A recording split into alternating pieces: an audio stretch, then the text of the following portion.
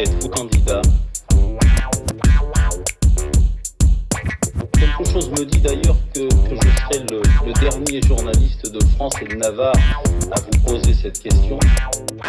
Mais j'ai envie d'aborder une question, c'est parce que tu m'as dit que tu t'occupais des migrants, c'est ça? Je trouve que, moi, ce que je fais au quotidien, on dit du travail social, mais en fait, ça ressemble vachement à l'humanitaire, mais en France. On est très confronté à la préfecture, évidemment, vu qu'on est dans des demandes d'asile.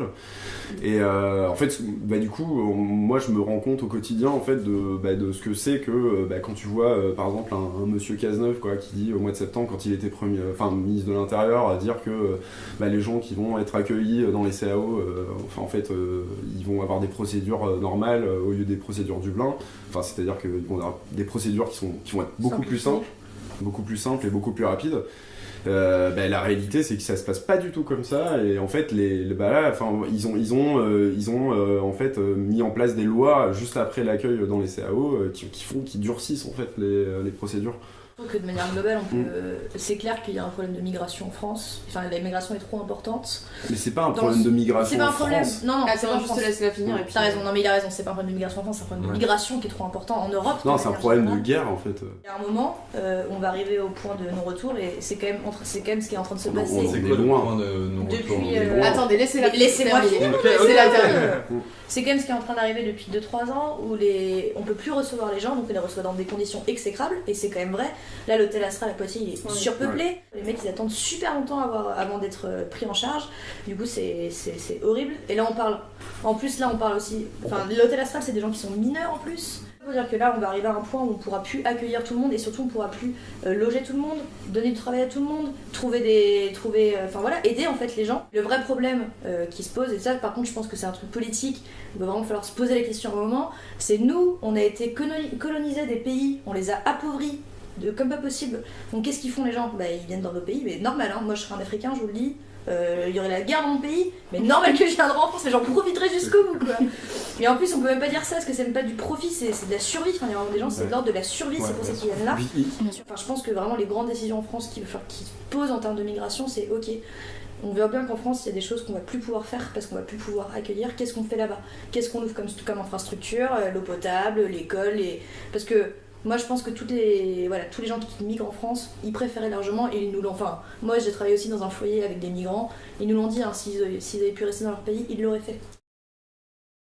En économie interne, en France, effectivement, il y a des gens qui gagnent beaucoup d'argent, et des gens ou des structures, des entreprises qui gagnent très peu, et qui se plaignent de ce manque de moyens, et c'est normal. Et du coup, il y aurait deux solutions qui seraient possibles. Déjà, il y aurait cette histoire de, effectivement, limiter ce qu'on pourrait gagner. Genre, comme il y a un revenu minimal, il y aurait un revenu maximal.